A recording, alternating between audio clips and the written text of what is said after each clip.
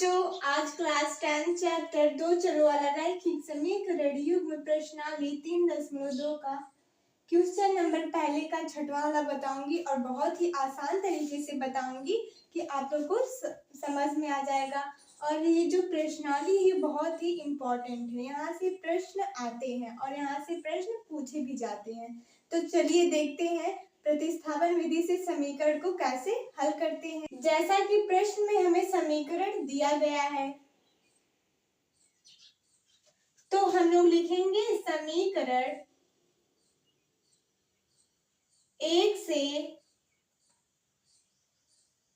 y का मान x के पदों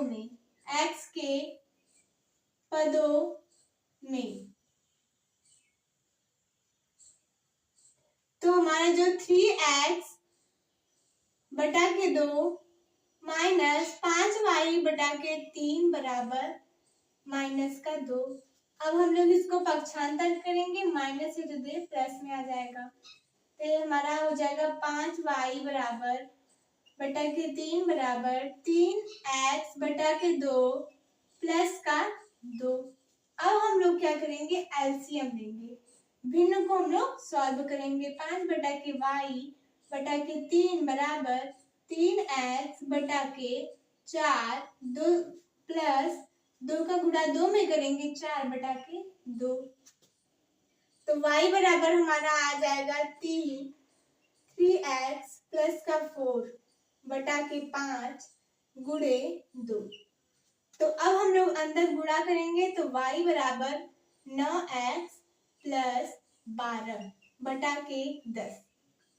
तो ये हमारा y का मान आ गया, y का मान x के पदों में। तो अब हम लोग लिखेंगे y का मान समीकरण 2 में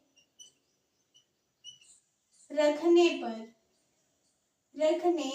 पर अब मान रखेंगे तो x बटा के 3 प्लस y की वैल्यू 9x प्लस 12 बटा के 10 और सब के बटा 2 है बराबर 13 बटा के 6।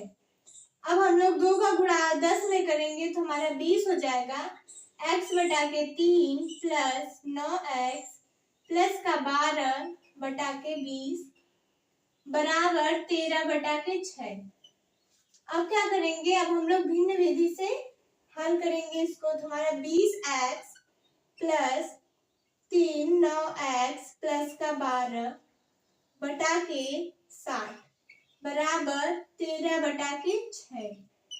हल करेंगे इसको, पक्षांतर कर देंगे और अंदर गुणा करेंगे तो 20x प्लस 27x प्लस 36 बटा के हम लोग बोले थे पक्षांतर कर देंगे बराबर 13 बटा के 6 गुणे 60। काट देंगे तो ये हमारा 10 बार में जाएगा। तो अब इसको और 20 और 27 को जोड़ेंगे तो ये हमारा 47x प्लस का 36 बराबर 130।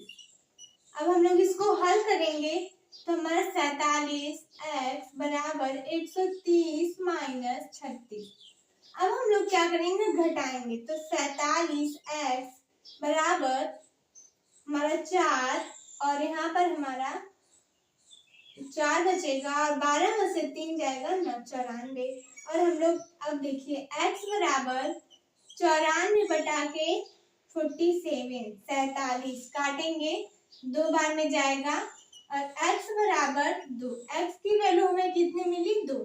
हमारा सवाल लंबा जाएगा इसीलिए हम इतना मिटा दे रहे हैं और x की वैल्यू यहीं पर हम लोग लिख देते हैं। अब हम लोग लिखेंगे y का मान समीकरण 2 में रखने पर x बराबर 2। मैंने आप लोग को बताया हल करके x की वैल्यू 2 मिली है। तो अब हम लोग x का मान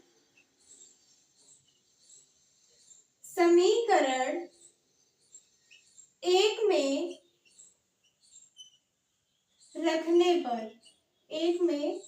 रखने पर आप चाहे तो x की वैल्यू जो y का मान x के पदों में निकाले हैं वहां पर रख करके और y का मान प्राप्त कर सकते हैं, लेकिन तो हम लोग समीकरण 1 में रख रहे हैं। गुणे 2/2, 2 से 2 कट जाएगा, माइनस का 5y/3 बराबर माइनस का 2। अब हमारा क्या होगा, चलिए देखते हैं। 3 माइनस का 5y/3 बराबर का माइनस का 2।